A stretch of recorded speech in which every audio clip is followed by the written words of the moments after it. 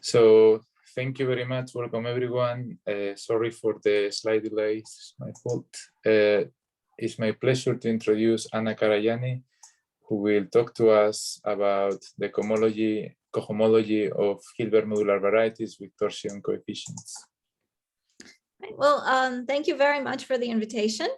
So since this is an algebraic geometry talk, I thought, sort of make it sort of most focus on geometry. And so this is really about sort of understanding the cohomology of certain Shimura varieties with torsion coefficients. And Shimura varieties are some sort of really nice algebraic varieties that have lots of symmetries and that play an important role in the Langland's program. So I thought I would just talk about Shimura varieties first for a little bit because, maybe not everyone thinks about them often, and then I will sort of state the main result. So I'll explain what these Hilbert modular varieties are, and I'll state the main result, and then I will just give you an idea of the proof at the end. All right, so the first thing, as I said, just a couple of sort of introductory words about Shimura varieties. And the way that I think about them often is just say from the perspective of locally symmetric spaces. So you start with a connected reductive group, G over Q, and I'll give you examples in a second, but this could be, say, for instance, GL2 or something like that. And then you want to look at the associated symmetric space associated, say, to the real points of the group. And you can identify this with a quotient of the real points of the group by a maximal compact subgroup. And let's say, to be precise, I want to take the connected component of the identity. And then you also want to quotient out by some torus part that sort of makes your locally symmetric space have finite volume. So this is just the symmetric space, well, roughly very closely related to the symmetric space for G of R. And then you can also consider quotients. So G of R acts here. And so you can consider quotients of X by arithmetic subgroups of G of R. So for instance, if I had a gamma in here, an arithmetic group, so don't worry about the definition, but for instance, something that is, say, if I have an integral model of my group, it could be the Z points of the group, or maybe something that's cut out inside the Z points of the group by some congruence conditions. And then I can look at X gamma, which is the quotient of X by this, and this is a locally symmetric space. And so Shimura varieties are locally symmetric spaces that have also a nice algebraic structure, or at least they're very closely related to locally symmetric spaces, but at the same time, they have the structure of algebraic varieties. So let me give you an example.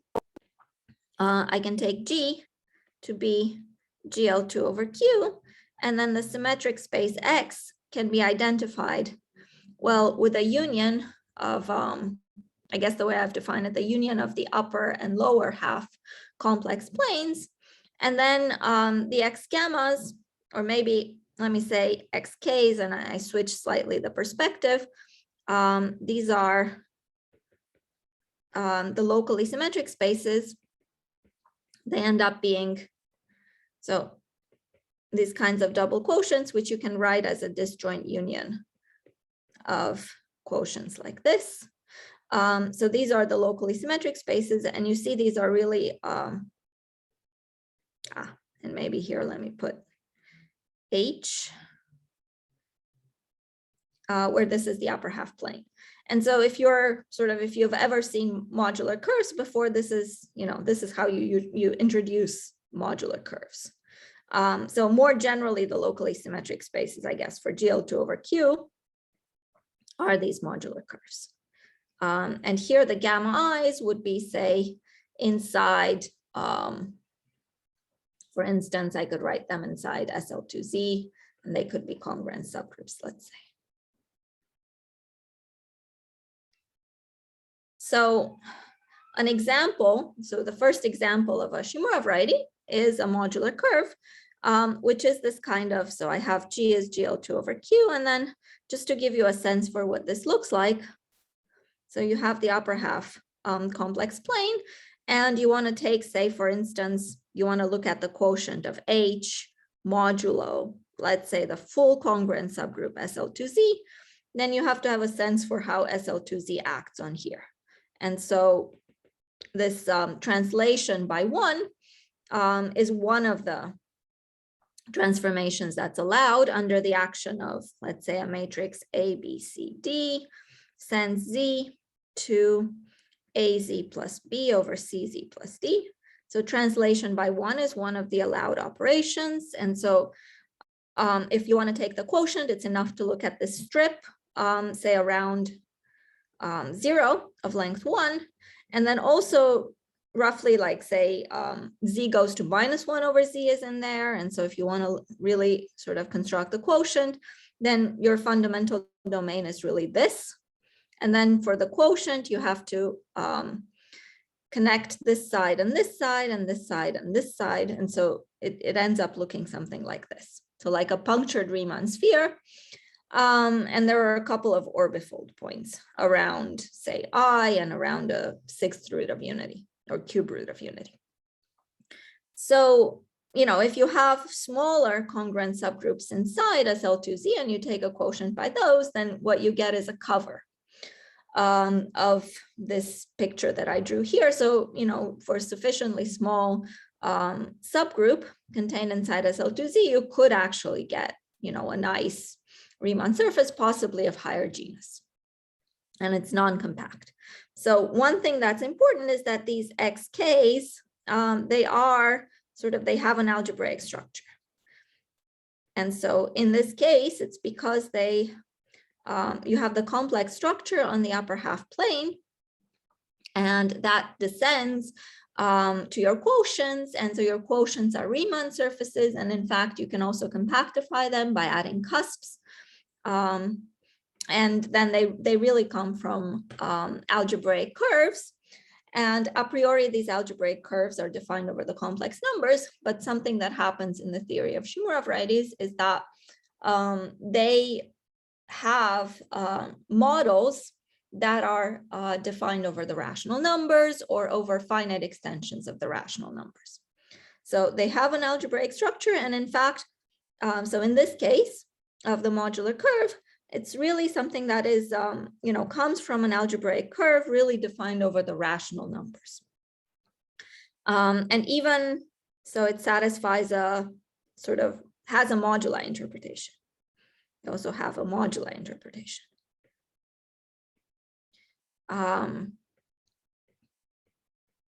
As moduli of elliptic curves, possibly equipped with extra structures such as, you know, torsion points of some order. So that's one example.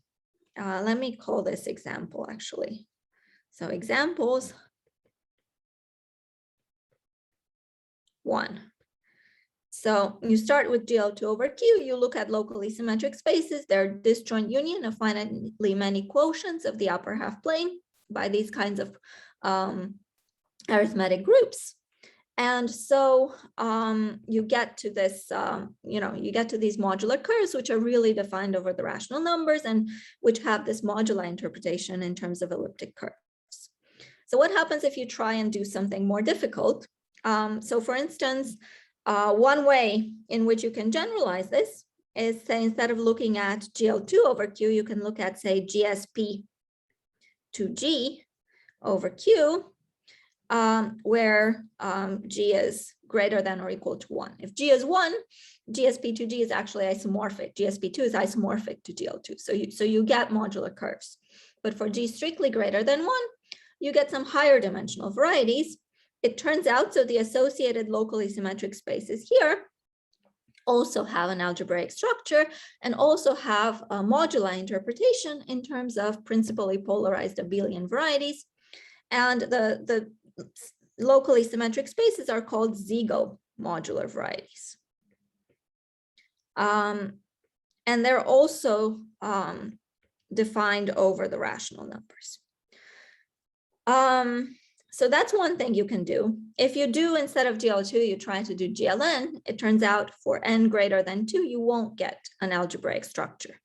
So that doesn't work so well. But another thing that you can do is you can sort of look at your group over a number field rather than over Q.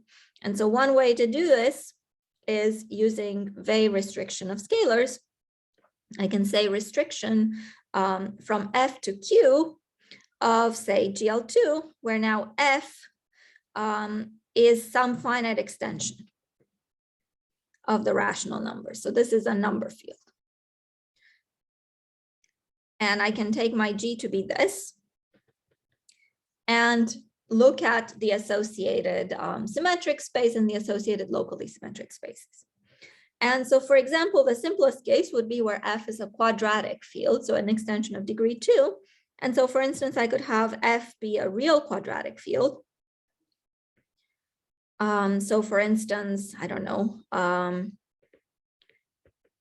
Q adjoins square root of 3. And then it turns out that in that case, well, you can relate. So the XKs are sort of closely related.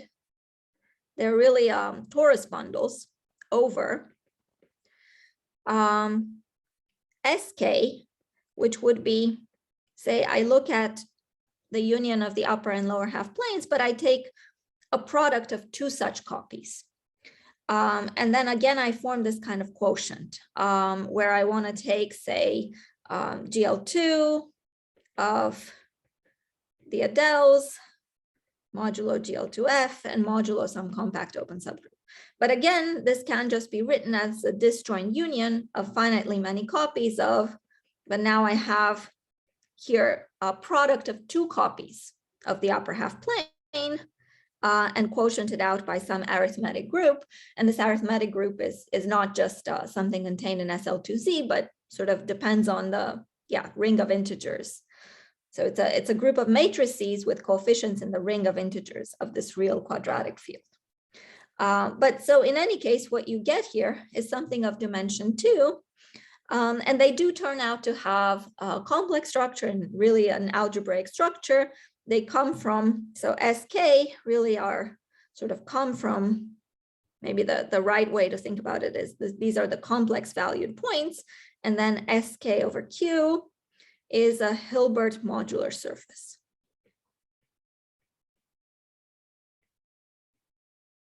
So this is another example of a Shimura variety. So it's something that's closely related to the locally symmetric space for this group that we're looking at here.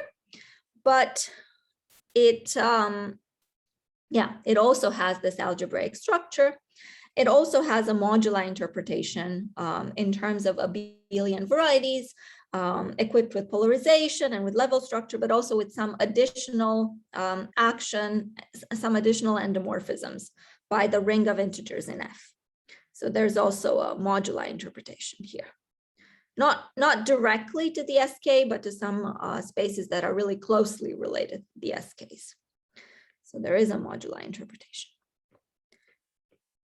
So, right, this is a higher dimensional case that still sort of has an algebraic structure and can be studied with the methods of algebraic geometry. More generally, if F is a totally real field, which means that, so it's a number field, a finite extension of the rational numbers, but every embedding into the complex numbers really lives inside the real numbers. Then you can look at G is this restriction of scalars, F to Q of GL2, and then the XKs are called Hilbert modular varieties. And then their complex points are also this kind of double quotient, but this time you can have sort of D copies. You have D copies of the upper half plane or union of the upper and lower half planes. So dimension D, and again, they have a moduli interpretation. And this is a case that, is going to be very important for the talk, because the main theorem is about these Hilbert modular varieties. So let me highlight this. Right. So it's it's like the case of the modular curve, but it's this higher dimensional case where you're looking at the locally symmetric space that comes from GL2 over a totally real field. And maybe since I emphasized that they are Shimura varieties, let me actually call these. Let me call these SK. These are the Shimura varieties. So SK over C has this double quotient. GL2F. H plus minus to the D cross GL2 of the finite deltas of F and divided by K. But so a quotient of, say, D copies of the upper half plane by the arithmetic group, by some arithmetic group. That's what you should think about. Right. So these are the objects that are going to be important for us.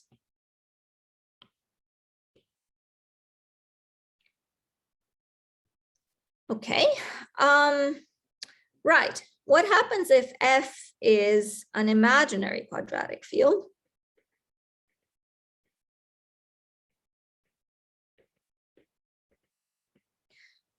So, for instance, the Gaussian numbers Q adjoint I.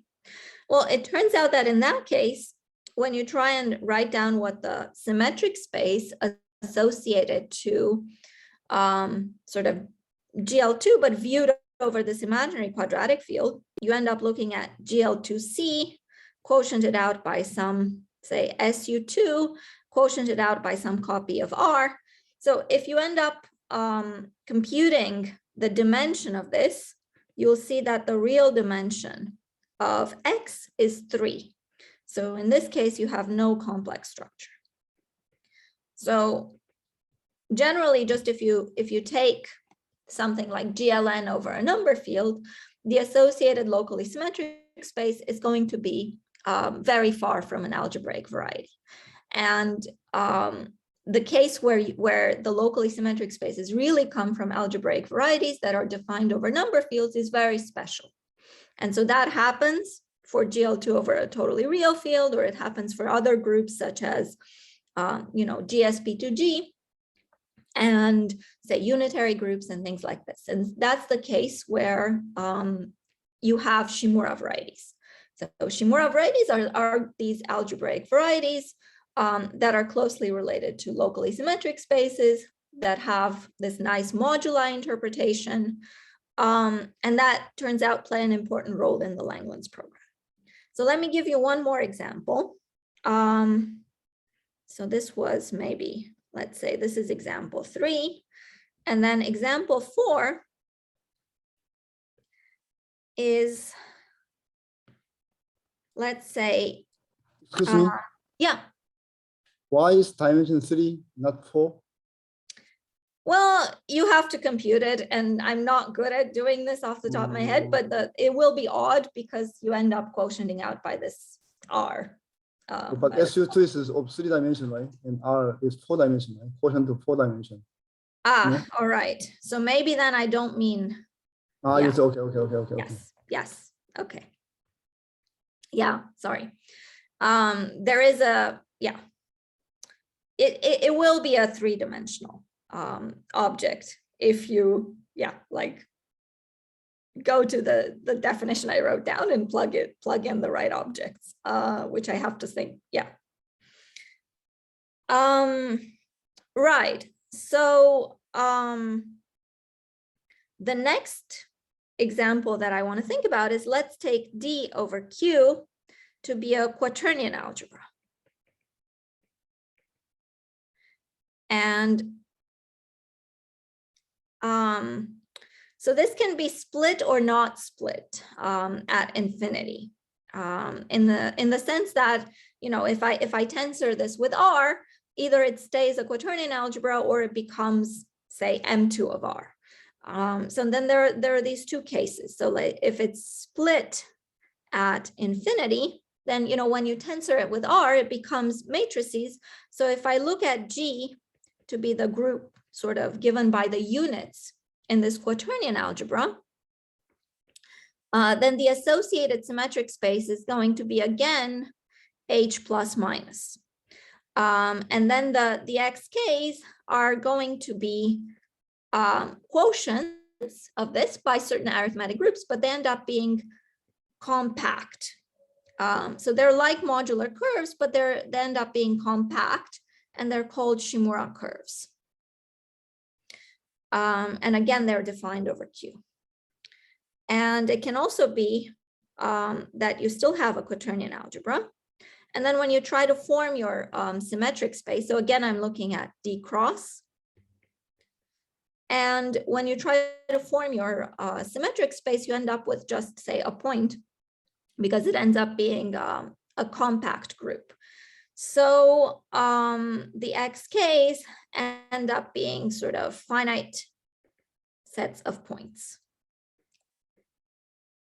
So this is something that doesn't necessarily have an algebraic structure. It's something that's called a Shimura set. So sometimes, you know, when you form locally symmetric spaces, you can even get something zero-dimensional. Right. So that's another example that sort of in the case where you're split at infinity, it looks similar to modular curves. In the case where it's non-split or ramified at infinity, you see finite sets of points. Right. And so one reason why people care about Shimura varieties is that in general, if you look at the cohomology of such a locally symmetric space, which you can just take the singular cohomology with, say, complex coefficients, this can be related or computed in terms of automorphic representations of your original group. So for example, if you look at modular curves, H1 of the modular curve sees modular forms, which are automorphic representations for the group GL2 over Q, or they're sort of vectors inside automorphic representations.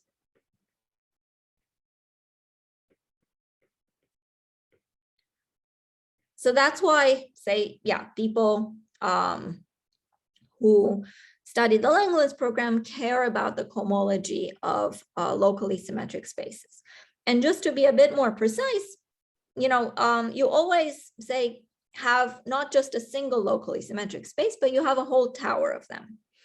That's because you can always vary the congruent subgroup by which you take the quotient. You can make it smaller by imposing more congruence conditions.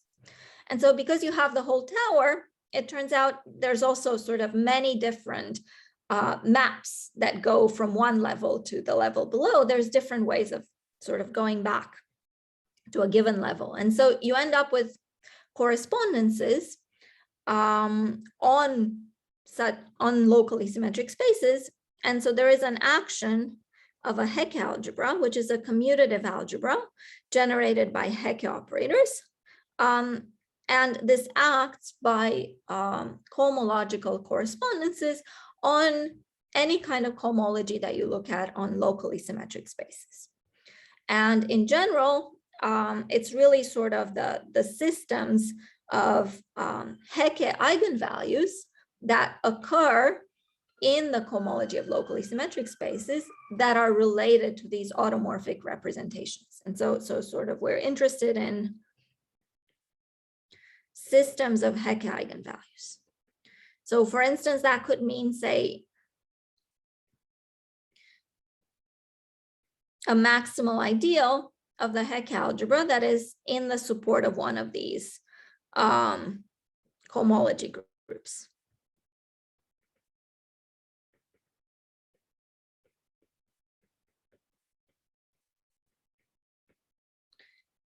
Okay, and so for instance, like one thing that's nice is, let's say that there is something that I will use later on, and that is a nice relationship, is the Jacques Langland's correspondence, which sort of allows you to transfer, in some sense, automorphic representations of D cross, where D is some quaternion algebra over Q, to automorphic representations of GL2 over Q. So for instance, things that occur in the cohomology of this kind of locally symmetric space, but where for D cross. So for instance, a Shimura set or Shimura curve, those systems of eigenvalues that you would see in this kind of cohomology group can also be recovered in the cohomology of the modular curve. Because of this important result, that is the Jacques-Langland's correspondence. And this is something that you cannot prove geometrically. It's something that is sort of proved by analytic methods.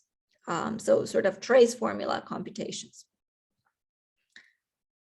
Right, but it turns out, yes, sort of locally symmetric spaces for different groups are related by, these kinds of phenomena, such as the Jacques-Langland's correspondence, where somehow you see the same systems of Hecke eigenvalues in the cohomology of different spaces. Okay, so this is sort of the introductory part. So we care about the cohomology of Shimura varieties and sort of about systems of Hecke eigenvalues that you can see in these kinds of cohomology groups. And well, it turns out, so now I want to talk about the main theorem. It turns out that recently there has been a lot of interest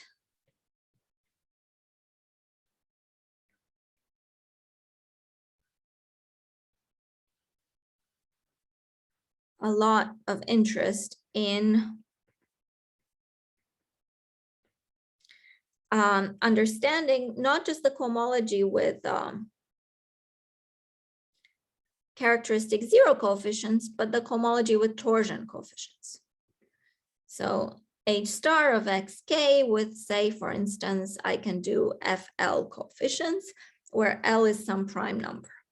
And again, ideally, you don't want to just understand the cohomology just as a vector space, but with the action of this commutative algebra of Hecke operators. And the reason that there's been a lot of interest in this is there's been a sort of refinement of the Taylor-Wiles method due to Caligari and Garrity.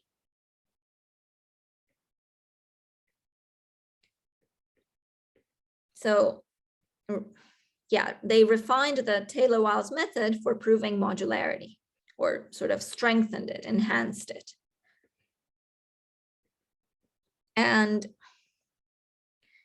But what they need in order to make their method work is a good understanding of the cohomology with torsion coefficients. Method for proving modularity.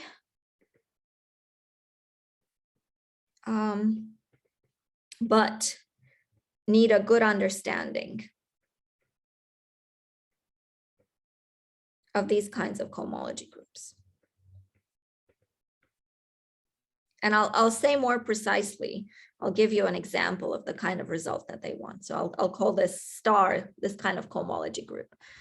Right, so that's sort of the main reason is, if you want to apply it to modularity. And so maybe to be more, to state something more precise, let me take M.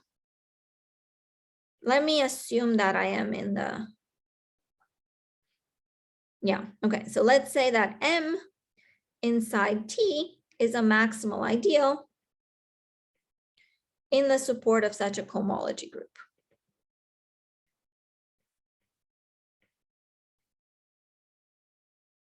with torsion coefficients. And it can be really sort of usual cohomology, but it can also be cohomology with compact support. It doesn't matter. So then the Langland's correspondence suggests that there should be a Galois representation associated to this, or a global L parameter if you want. For example, say if G is GL2 over Q, then the associated Galois representation is just the mod L sort of, it's a representation of the absolute Galois group of Q that is two-dimensional.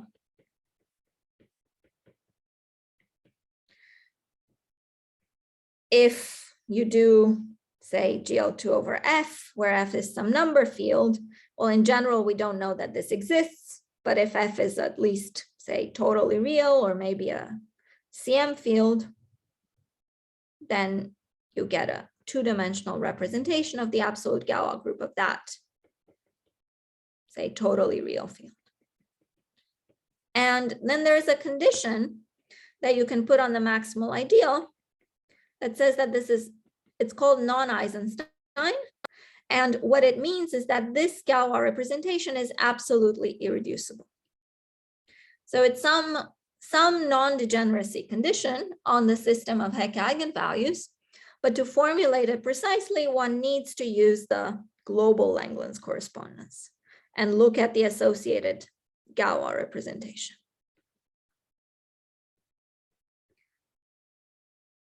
And so the idea is this is the sort of condition that should detect, those automorphic representations that are really sort of genuinely new for the group that you're looking at, as opposed to, for instance, if the Galois representation is irreducible, then let's say it factors through is reducible, it factors through upper triangular matrices after you conjugate it, and then you can sort of show that the original system of eigenvalues in fact came by parabolic induction from GL1 or GL1 cross GL1 or something like this. So it's some kind of non-degeneracy condition. And then there's a conjecture formulated by Caligari-Garrity in 2011, but I suspect the conjecture predates them. And it's also formulated in Emerton's ICM talk, but it may really be a sort of folklore conjecture that goes back further than these two papers. So this says that, so if xk is a Shimura variety, and M is a non-Eisenstein maximal ideal in the support of one of these cohomology groups,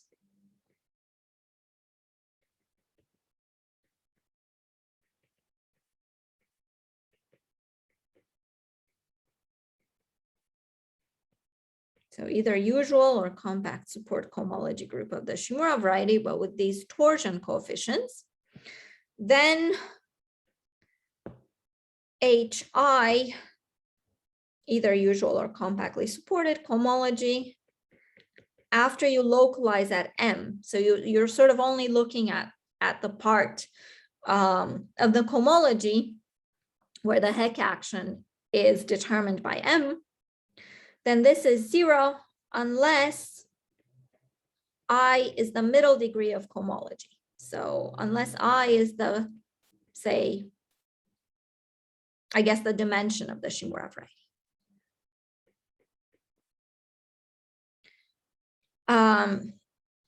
Right, so the Shimura variety is going to have cohomology supported in the range of degrees from 0 to this 2D. And the conjecture predicts that if you put this kind of non-degeneracy condition on the system of eigenvalues, then the cohomology, the interesting part of cohomology, is only supported in the middle degree. And the motivation for this conjecture is, on one hand, sort of the need to sort of fit with this Caligari-Garrity extension of the Taylor-Wiles method.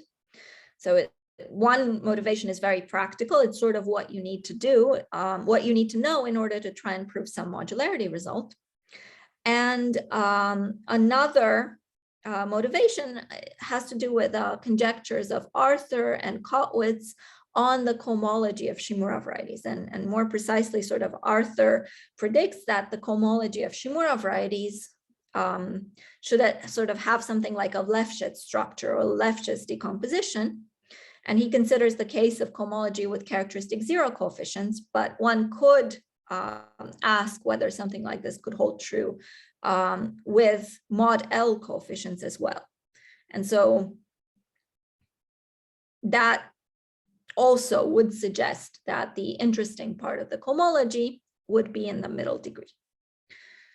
Right, and so the main result that I want to talk about today is that, you know, in the case of Hilbert modular varieties, we can come pretty close to proving this conjecture. So theorem, this is joint work with Matteo Tamiozzo, as I said, and it's something that we finished this summer. So let G be the restriction of scalars from F to Q of GL2 with F totally real. And then the associated, let me call it SK, is the associated Hilbert modular variety. And let's say that I have M, a maximal ideal,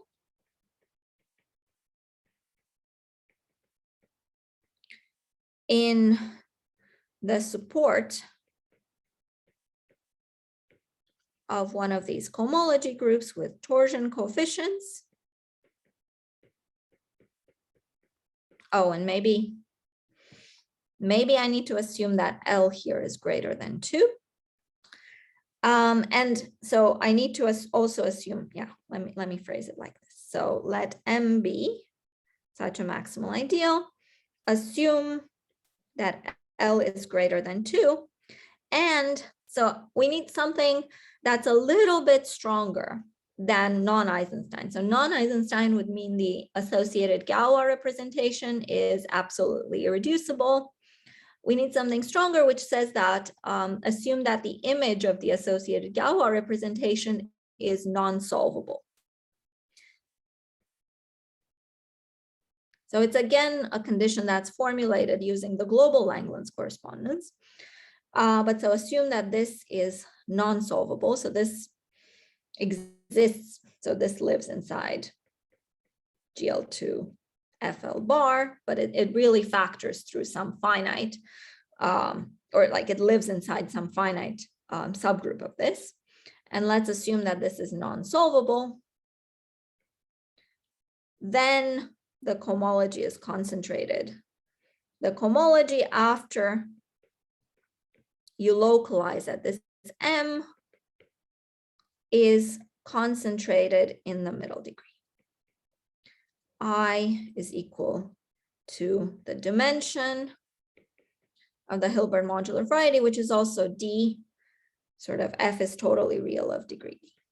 It's also the degree of the totally real field.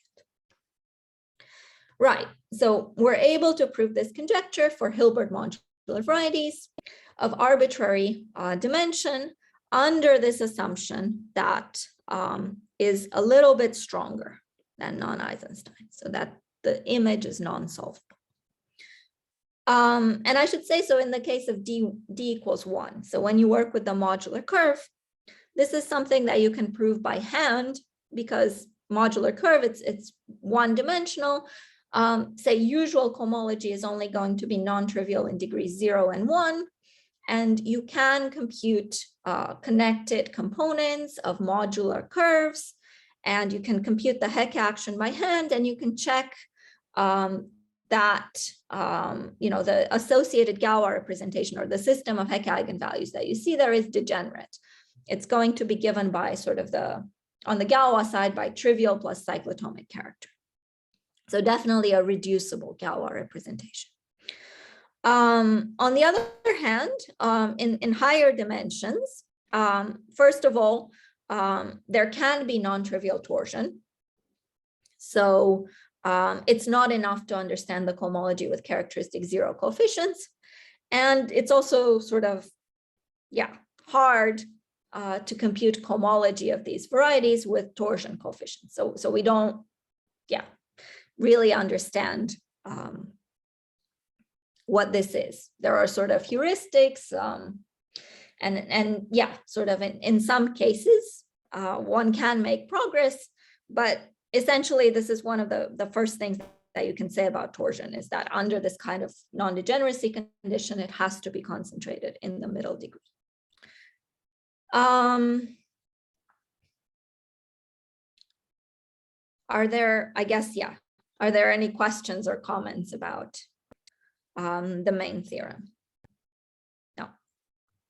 All right, so then I want to talk about ideas that go in the proof. And in fact, I think I will make it sort of relatively simple and just kind of, in the modular curve case, you can prove this theorem by relatively elementary means because it's really just a curve. So it's really just about eliminating cohomology in degree 0.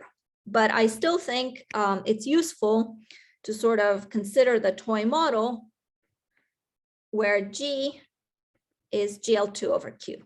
And then for the case where you also have a totally real field in the picture, which is really where the theorem is interesting.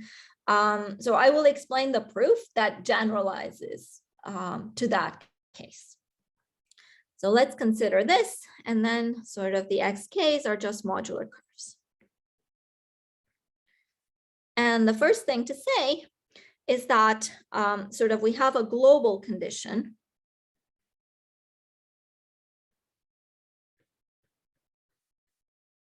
which is that the image of this Galois representation, which is a representation of the absolute Galois group of Q, is non-solvable.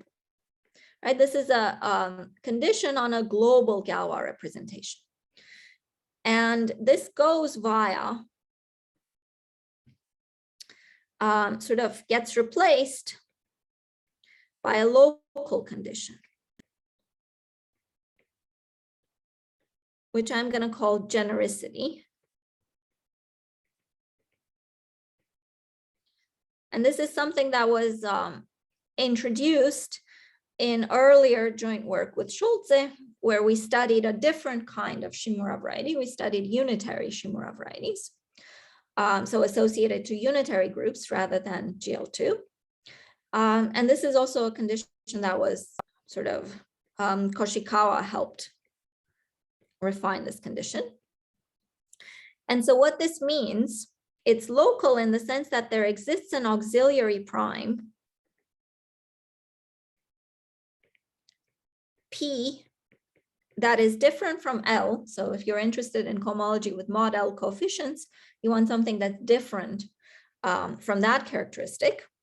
And such that if I look at rho M restricted to the decomposition group at that prime, this is unramified. So it's just determined by its value on Frobenius and the Frobenius eigenvalues, say alpha and beta, satisfy that alpha divided by beta is not congruent or say equal to P or P inverse. But remember, we're working with something modulo L. So it's this kind of condition. And it turns out say if you're working really over the rational numbers, then, you know, if your representation is absolutely irreducible, then there is always an auxiliary prime where your representation satisfies this genericity condition. When you work over a totally real field, you have to assume also that this auxiliary prime splits completely in the totally real field. And then you need the genericity condition at every prime above it. So over Q, it's easy to state, it's slightly more complicated over a totally real field, because you need a prime to split completely. And sort of genericity needs to be imposed at every prime above it.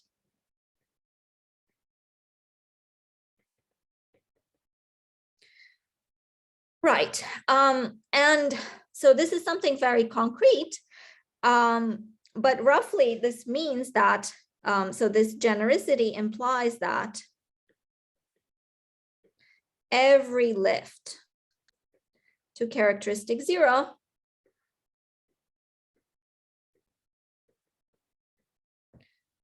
of rho m bar, say restricted to GQP, sort of cannot, or like corresponds to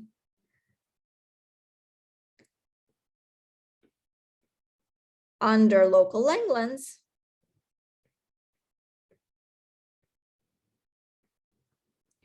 to some something called a generic principal series representation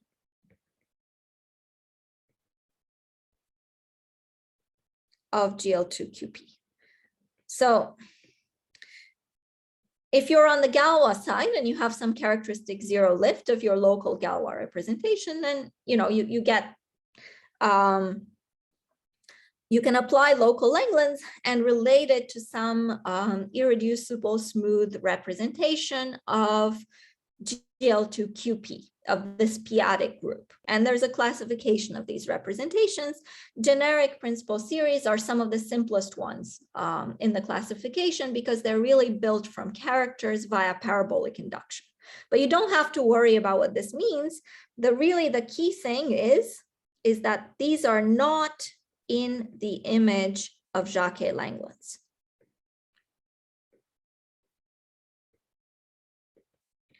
So you don't have to worry about the sort of the technical stuff in here. Just the upshot is that this condition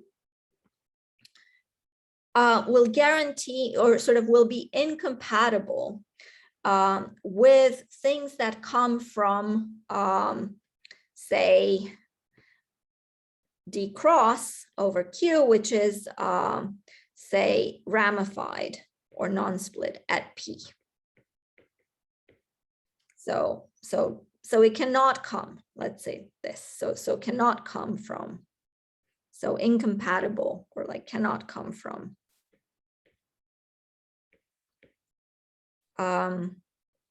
automorphic representations of D cross over Q if D cross is ramified at P.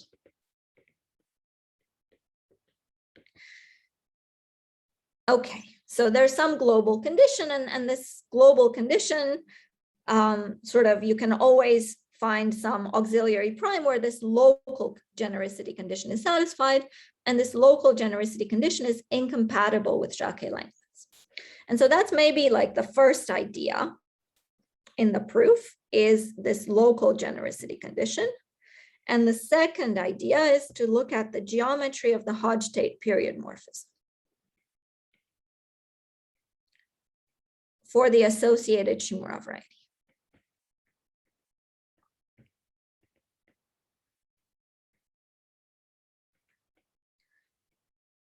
So this is something that was introduced by Scholze.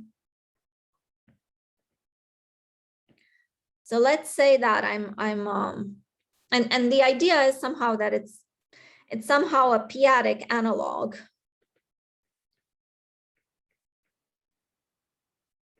of sort of looking at the upper half plane as a cover of your modular curve, as the universal cover, and then embedding that upper half plane into P1, which sort of moduli theoretically, if you think about this picture, here you're parameterizing elliptic curves with extra structures. The upper half plane really just parameterizes the Hodge structures of the elliptic curves. That's all that it remembers. It sort of remembers, the Hodge structure or the Hodge decomposition on H1 of the elliptic curve. And then P1 is the one that just remembers the Hodge filtration. So that's the one that just parameterizes lines inside a two-dimensional complex vector space. And it turns out there's some p-adic analog of this picture, which is the sort of the picture that gives you the Hodge-Tate period morphism. So you view your, say, your modular curve or more general Shimura variety as a p-adic analytic space, or rather as an adic space in the sense of Huber. And then the sort of the cover is going to be given by the Shimura variety with infinite level at P, which ends up being a perfectoid space. So, and then the morphism is going to be to a flag variety. So somehow this morphism, this is pi Hodge-Tate, this measures the relative position of the Hodge-Tate filtration.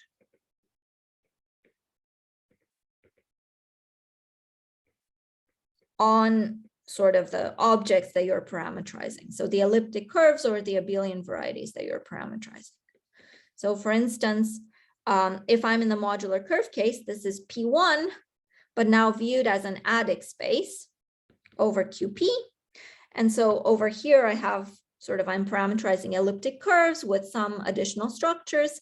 Over here, it's sort of infinite level at P. So you're trivializing the Tate module of the elliptic curve. And over here, you're again just parameterizing some line and some two-dimensional vector space. So the Hodge-Tate filtration in the case of the elliptic curves would be something like this. This inside sort of H1 of the elliptic curve, H1 et al. Of the elliptic curve with CP coefficients, but maybe C as some perfectoid field, some p-adic completion of the algebraic closure of QP. So the p-adic et al. Cohomology of an elliptic curve, if you tensor it with such a big field, admits a Hodge-Tate decomposition, and one of the pieces in the Hodge-Tate decomposition is of this form. And it's somehow a p-adic analog of the Hodge decomposition that you see on the Betty cohomology. And the pieces are the same, but they're in reversed order. So this would be the first graded piece, first piece of the Hodge-Tate filtration. So you measure the relative position of this line inside this, which ends up being a two-dimensional vector space. And the idea behind this is that it will take a very complicated object, which is this modular curve or Shimura variety, which becomes even more complicated when you go to infinite level at P. But it takes it to a much simpler geometric object, which is this kind of flag variety, which in the case of the modular curve is just projective space. And some really remarkable properties of the Hodge-Tate period morphism are that it's sort of, in some sense, it's both pi Hodge-Tate is sort of, in some sense, both affine and proper. And let me put this in quotation marks, because it's really a morphism of sort of in the p-adic world. So it's a morphism of adic spaces, but its fibers are affinoid adic spaces. But on the other hand, it's also proper in the sense that it satisfies the valuative criterion of properness. And so for this reason, the idea is you try sort of to compute the cohomology of modular curve or a Shimura variety here, but instead you compute it with infinite level at this auxiliary prime P. And you can sort of break up the computation into two steps, which is one, to understand sort of this morphism, and then to compute the total cohomology. So if I'm interested in, so instead of computing, say, H star of xk with FL coefficients, you can compute R pi Hodge-Tate lower star FL, so this kind of complex of sheaves on the flag variety, which is this P1. Right, and because the morphism is in some sense both affine and proper, it behaves, or it's almost like profinite, or, well, no, that's not quite correct. But let me just say that this is sort of morally behaves like a perverse sheaf.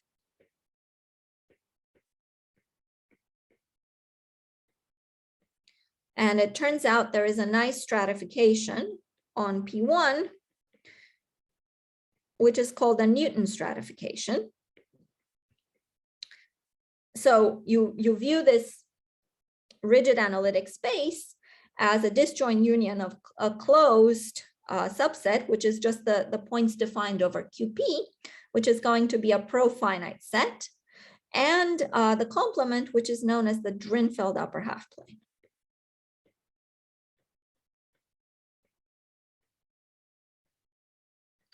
And right, and this is, yeah, sort of a profinite set.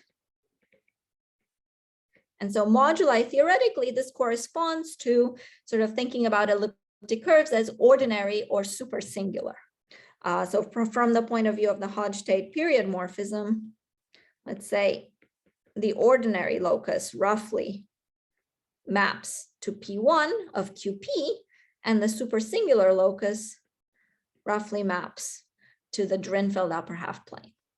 And it turns out the fibers on each stratum are constant. Fibers, say, over each stratum are constant. And the complex of sheaves that you're trying to understand, which is this one, turns out to sort of, it's perverse, and somehow it behaves well with respect to this stratification. So somehow, if you want to show that cohomology is in 1 degree, for instance, knowing that you have a sheaf that's perverse and that sort of its fibers are constant, you know that it's supported in 1 degree over sort of some open in its support. So it turns out, right, so this part is open, this part is closed. And somehow to show that, or to prove the theorem, it's enough to show that this complex of sheaves, after you localize at a maximal ideal with this genericity condition, is just concentrated on a 0-dimensional stratum, because it's then supported in 1 degree over a 0-dimensional stratum. So it's, in this case, it's just suffices to show it's concentrated here. And now the punchline is that the fibers, and I'll end here, but just that the fibers of pi Hodge-Tate over the supersingular part, which is this Drinfeld upper half plane inside P1, can be identified with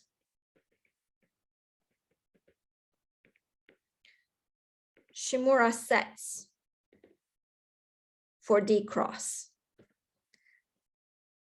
So you know that any system of Hecke eigenvalues that contributes to the cohomology of the fibers is really something that comes from this Jacques Langland's correspondence. It comes from this D cross. And that's something that's incompatible with the genericity condition that we put on the system of Hecke eigenvalues M. Right, and this goes back to Serre. So it's proved in this particular language in a paper of Chanel, but it's an observation that goes back to Serre and something about special fibers of modular curves. And so this is incompatible with the genericity condition on M.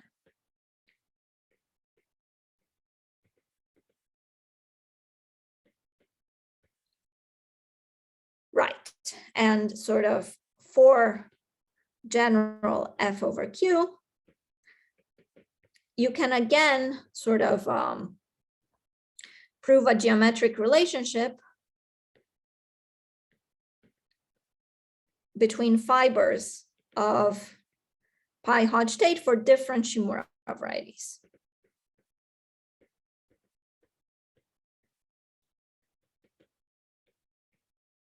Say for GL2 over F and for D cross over F.